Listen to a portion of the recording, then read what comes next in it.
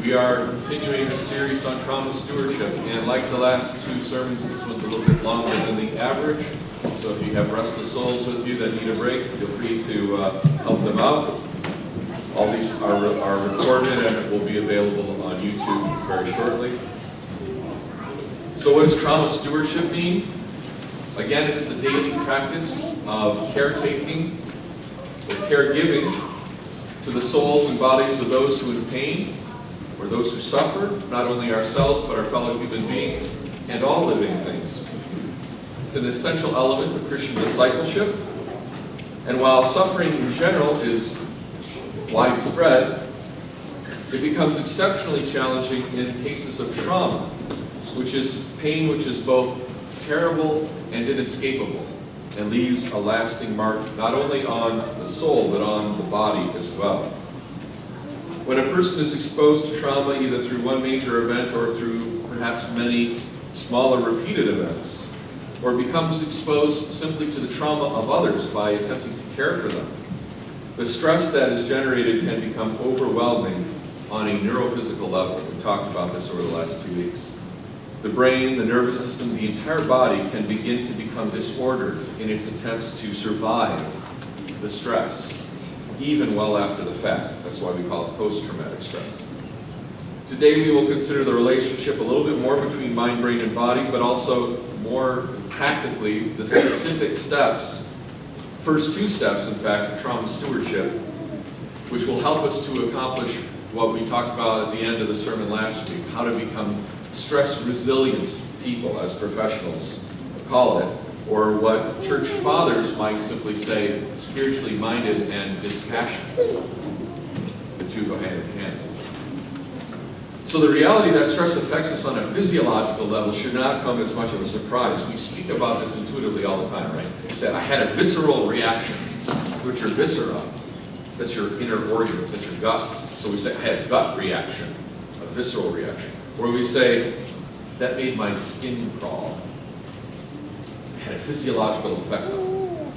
But for the last few centuries, the West at least has tended to try to divorce the mind from the body and disassociate the two so that we think that we can simply think our way out of our problems with positive thinking perhaps, right? The power of positive thinking.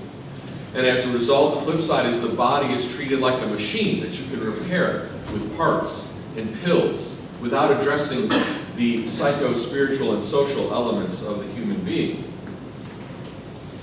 But neuroscience is showing us that this is not the case. What happens in our minds is directly reflected in what's going on in our brain chemistry, in our brain activity, and that then is directly manifesting in our body through various forms of illness and distress. When the brain system of fight or flight and danger sensitivity is hyperactive due to trauma especially, the entire body goes into stress mode. And this can have a host of repercussions on health. There are many illnesses which have no obvious cause or source, which they're finding can be linked to high levels of stress within the body. For example, asthma, migraine headaches, chronic fatigue, fibromyalgia, eating disorders, and other things as well. We are discovering more and more connections between illnesses and internalized trauma. Just one example, a certain category of abuse survivor was discovered to be 4 times more likely to develop an autoimmune disorder. Do you understand what that's suggesting? It's suggesting that the body's danger sensors are on such an overload that they're actually attacking the body itself. It cannot react in a functional way any longer. And this can happen years after the trauma in question, by the way. I was talking with my chiropractor, Dr. Raymond Solano. He works on the Washington Capitals, some of those guys. So he knows this stuff, and I said, you know, these guys suffer a lot of trauma to their bodies. I said, do you see anything with stress and how they maybe hold it in their body? I was fishing for a good example or something for the sermons. And he said, well, I do notice that men and women tend to hold stress in their body differently. Men tend to concentrate tension within their lower backs, and women tend to concentrate tension in their shoulders. I thought, oh, that's interesting. I don't know if I could use it. God had another idea, and the very next day my lower back was so loaded with tension that it activated the sciatic nerve, and I was put on tuition for the rest of the week until basically yesterday. Not a fun way to learn that lesson.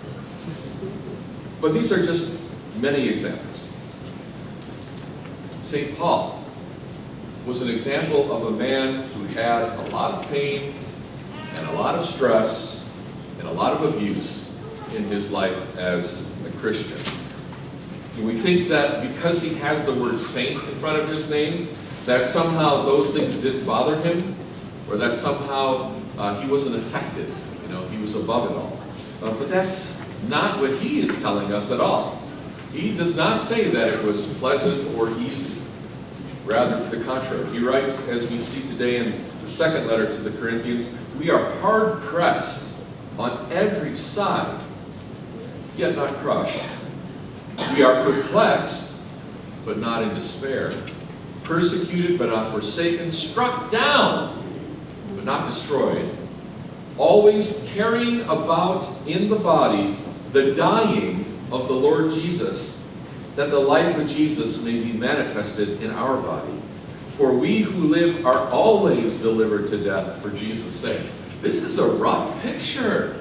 This is not a picture of simple serenity and bliss. This is a confession of real struggle and difficulty. They're extraordinary. What would that mean, to carry about in your body the dying of the Lord Jesus? That does not sound like a pleasurable experience. In fact, the word in Greek there for dying is necrosine, which means the deadness, like that of a corpse. It's the same word used in the Bible to describe the barrenness of Sarah's womb in the Old Testament, for example. So death is working in us, but life in you, he says. He says, death is working in me, but life in you. Which is to say, life might be working in me, but I don't feel it. I feel dead inside most of the time. I feel the deadness of the stress that's happened to me. It's overwhelming. He can only say he is not crushed or in despair or destroyed. He can only say that he has not reached that limit because of his faith. Because he knows that just as Jesus arose from his deadness in the resurrection, so too he can arise from his deadness and experience a new life. It's trauma, but it's escapable. Remember that trauma that creates this kind of inescapable stress is the thing that leads to these long-term repercussions. For him, he says, at least I know there's something beyond this. There's a light at the end of the tunnel. And because he also knows that it is creating life in others, it is helping others. It's bringing them to life. It's bringing them to faith. It makes it worth the stretch. It makes it worth the suffering. And that makes it bearable and less terrible. St. Paul is actually modeling for us here the first 2 points of what I'm calling trauma stewardship. And I didn't come up with the term. And as I said last week, we're going to look at 5 ways in which we can become good trauma stewards. But these are the first 2. And to remember the 5 points, I suggest using the sign of the cross, and for a couple different reasons, but they'll help you maybe remember them. And the first thing that we do when we make the sign of the cross is we touch this. Which, do you remember what that's called? Besides forehead? The medial prefrontal cortex, for you brain nerds. It is the part of your brain that is able to distinguish what is a real danger and what's okay. And it's that part of your brain that gets shut off, remember, when trauma becomes too overwhelming. You can't distinguish how the level of danger. And that's why people kind of, when they flash back, they are in that moment and they cannot act in a rational way, that we would say. They feel like they're losing their mind, as we said last week. We need to restore balance to the mind overwhelmed with the functions of that limbic system, that fight or flight response. So the first point, the mind, so to speak, represents developing a clarity of thought, reactivating the watchtower. We have to begin to reflect on our actions and our reasons for them, especially those behaviors which we don't really understand why we're doing what we're doing. We begin to ask ourselves, why am I doing what I am doing? Or better yet, why do I keep doing what I'm doing? And this is the gist of St. Paul's passage. He's going through this, processing these experiences of being weighed down by all this pain and suffering, but then he comes back, why am I doing this? Because the excellence of God is being made known, even though I'm suffering this in my earthen vessel of a body. And the reason that he continues to undergo trial and tribulation is because he can do so with clarity of thought and with a clear intentionality. I'm doing it for the sake of others, for my love of others. Many people, most of us probably without even thinking about it, try to achieve mastery over the traumas in our life without that kind of clarity of thought or intentionality, right? We're acting out the coping mechanisms that we learned maybe as children or maybe in a post-traumatic situation that just helped us get through. We didn't think about it, it was just what we fell into, basically. We tried to figure it out as we went. For example, the addict who's trying to self-regulate or numb their feelings because they're overwhelming. The survivor who acts out their abusive past with new partners or new people in an attempt to rewrite the narrative in such a way that they're in control of the outcome. Or the soul who seeks always to please others at the expense of their own well-being, trying to make peace in family dynamics, or to try fulfillment in relationships, looking for their peace in another person's strength. Or perhaps the helping professional who becomes a healer to others in an attempt to reconcile their own irreconcilable past are all examples, the wounded healer. And I would say that most people who go into helping professions, especially psychotherapeutic professions or pastoral professions, have an element of that. There has to be that pain that drives them and motivates them to do healing for others. And you know what? To a certain extent, these strategies do work for a time, otherwise they wouldn't become habitual. The problem is eventually they run out. Eventually they become self-destructive. They collapse under the weight of unresolved stress. Perhaps they cause even more bad choices or bad situations to arise. Or simply a person burns out and they can't carry it any longer. Once we come to the realization of why we do what we do, then we also need to be honest and courageous and ask the second question, which is it working? Is this a good strategy? Maybe it was. Maybe it was all we knew. But right now it's time to really be honest. If it's working, fine. If it's causing problems, fix it. If we need to let it go, we need to let it go and start practicing a new regimen of self-care and reevaluate what we do. Last week we saw the fishermen leave their nets behind and become fishers of men. They found a new calling, a new fulfilling purpose for their lives that would transform the world. And we may come to a point when we realize that our old coping mechanisms and our sense of fulfillment or success is not helping us anymore or anyone else. And it's time to find a new and fulfilling purpose. That sounds really great, doesn't it? I want to find a new and fulfilling purpose. And sounds like a vacation. The problem is that when you realize to do that entails a lot of very hard and scary work. Sometimes you have to make a career change, start all over. You have to heal a broken relationship. You have to leave an abusive one. You have to face the wreckage of your past. You have to make amends. You have to ask forgiveness and be forgiven. You have to do some hard work. But if we have the clarity of thought to know why we're doing it and what it's for, as St. Paul did, we will have the wisdom to make the difference.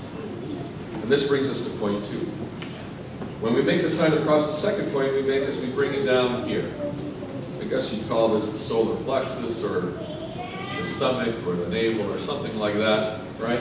This is what we call the core, right? When you're working out, this is engage your core, your abs. This is a core part of strength in the body. If this part is weak, the rest of the body will suffer. But if you have a nice, strong core, you can do a lot. It's a place where we feel focused. And when the mind descends into the body and becomes aware of the body and its strength, it can begin to move with focus. The Hesychastic monks on Mount Athos in the 14th century were accused, they were mocked, they were called omphalosiki, which means literally navel gazers or navel thinkers. Because they prayed with their heads down, with their eyes kind of right at their abdomen. Well, that was so that they wouldn't be wandering and distracted, I'm sure. And that was a simple, peaceful state of repose. But I'm sure it was also good for their humility, because I don't know about you, but when I look down there, one of the first things that comes to mind for me is, Lord have mercy. It's a gut check. It's a reality check of, what have I become? You know, up here it's all lights and fireworks, and down here it's, oh. And when we do strategic planning, for example, one of the first things we try to establish and discover is what are the core values. We did that here at St. What are the core values of the parish? It's good. We don't call it head values or top values. We call it core values, because these are the things that motivate you, give you strength, and focus you, and push you, and motivate you. Marie Kondo asks, what sparks joy? But if you know the actual Japanese term that she's using, it refers to a very physical reaction. What literally makes your body tingle? What creates a reaction within you that speaks to your core of your being? Another way might be to say, what brings you a sense of calmness and wholeness, if not excitement? So by giving attention to the positive things in our life, we begin to balance out the negativity that long-held stress creates in us. Because when we're under so much stress, the mind begins to, catastrophize all the time. What's the next bad thing? I'm always on guard for the next bad thing. We have to find our focus again and look at the values that bring us joy. There are two methods that we can use to develop this kind of positive focus as Christians. The first is what we do every Sunday. It's called gratitude. Every liturgy we celebrate the Eucharist, which means thanksgiving. Think about it. The first century Christians were a religious minority hated by the religious hated minority that they came from in a society, pagan society, that hated both and was persecuting them to death. And what did they do every Sunday? They came together to give thanks. Think about it. Under that kind of stress and that kind of burden, the central act of worship that held them together through it was giving thanks. The celebration of the Eucharist. It's almost insane. But being thankful and identifying the good things in our life helps us to reconnect with that joy and that purpose in our life. St. Paul is lifted up out of his sorrows through gratitude when he asserts the core value of his love for others and why he does what he does. For all things, he says, are for your sakes, that grace having been spread through many may cause thanksgiving to abound to the glory of God. It's an uplifting reality. You may have seen it floating around the interwebs, but recent studies, including NIH study, has shown that gratitude can actually help rewire your brain activity. It helps release dopamine, which is one of those pleasure hormones in your mind, make you feel a sense of well-being. Those who are practicing gratitude show positively for optimism, for achievement, for success, for health and wellness. And those who do not practice gratitude have a higher instance of sickness, anxiety, and depression. Gratitude is powerful. The second technique is to have a plan B. Last week I mentioned that one of the aspects of a stress-resilient person is somebody who has a sense of personal agency. They know that they're able to cause change. They're not trapped by their circumstances. They're able to endure stress because they know that they can do something about it. Just having a plan B is asserting your agency. Having a plan B reminds you that you have the freedom to do something different. You may not make as much money, you may not have as much fun, you may not eat as well, you may not, whatever. You have a freedom though, and just knowing you have a freedom is powerful. I read somewhere that one of the things that was in the concentration camps, in the Holocaust, was that people, these men who were trapped and had no other freedom, they still asserted a freedom because when they were given food, they would take that food and give it to others. The act of charitable giving was their way of asserting freedom in a place where they had no other freedom. And that was powerful. It kept them going. It kept them alive. We see the same thing in the life of Father Kalchu and the other survivors of the communist gulags. Being stuck with only one option can get really dull, even if it's a good option, right? Married people don't say anything. But you have to give life to your options. You have to be able to imagine many possibilities for yourself, even if you don't take that path. Just knowing that there's different ways to do it allows you to have that neuroflexibility or plasticity. So ask yourself, what else could I do that I love? And maybe sit down and actually write a plan of action. What are some steps I could take to do something differently? And even if you don't do it, just going through that exercise can uplift the mind and make it feel less rigid. Martyrs such as St. Paul could get through what they had to get through because they knew that there was more to the situation than what they were faced with. They knew that even death was not the end of their story. They could see an outcome beyond the present suffering. They could see an outcome beyond this life. They could see the unseen.